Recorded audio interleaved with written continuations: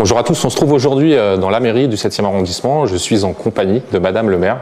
Bonjour Rachida Dati. Bonjour. Madame Dati, vous avez accepté de nous recevoir notamment pour nous parler de votre opposition au projet du maire de Paris, Bertrand Delanoë, de fermer à la circulation une partie des voies sur berge. Une opposition sur le fond, vous allez nous le dire, mais également sur la forme, puisque vous estimez qu'il n'y a finalement pas eu de vraie concertation au préalable. Tout d'abord, mon opposition à la fermeture des voies sur berge n'est pas une opposition purement politique ou politicienne.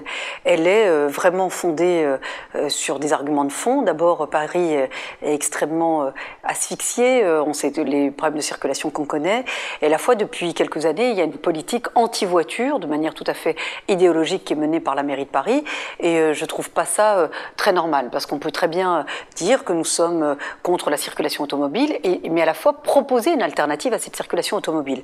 Bertrand Delanoë annonce lors d'une conférence de presse la fermeture des voies sur berge à la circulation.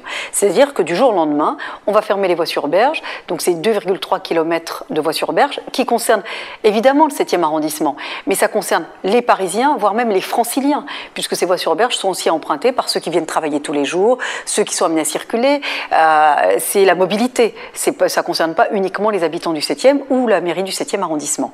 Et donc aucune consultation, ni des Parisiens, ni des habitants du 7e, ni des élus concernés. Donc on a 40 000 véhicules qui circulent sur ces voies sur berge tous les jours. C'est plus de 3500 véhicules aux heures de pointe par heure. Donc qu'est-ce qu'on fait de ces véhicules du jour au lendemain si évidemment les voies sur berge sont fermées? Alors si c'est simplement pour mener une politique anti-voiture, je trouve ça un peu stupide, pardonnez-moi d'employer ce terme, et je trouve que c'est un petit peu, c'est mépriser Paris. Donc j'ai souhaité mettre en place une vraie consultation, et je peux vous dire que les résultats à ce jour sont assez probants, puisque plus des 2/3, pour ne pas dire les 3/4 des gens qui se sont prononcés sont fermement et assez directement opposés à ce projet. Parce que néanmoins, Madame Dati, Monsieur Delanoë n'est pas là fidèle à ses engagements auprès des Parisiens de réduire la circulation et la pollution dans la capitale. Oui, mais la contrepartie de cela, c'est de pouvoir laisser les Parisiens circuler, laisser les Parisiens et les Franciliens travailler. Quand même, Paris est un centre, est un lieu d'attractivité économique extrêmement important. Moi, je ne souhaite pas que Paris devienne demain un musée.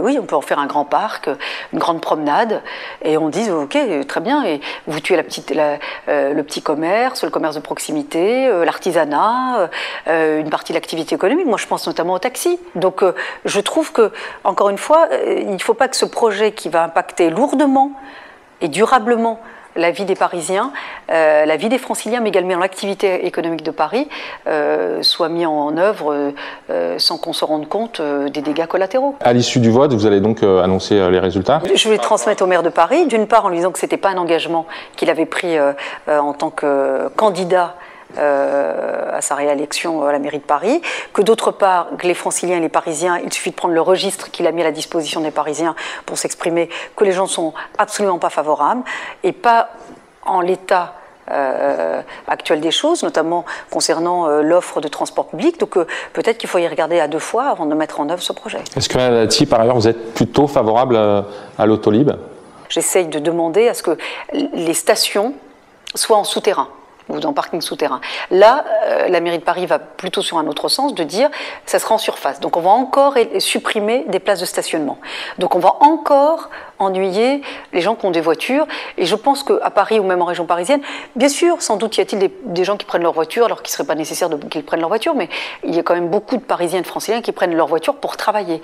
Donc ça voudrait dire qu'on va encore supprimer des places de stationnement. Et l'idée d'un péage pour entrer dans Paris?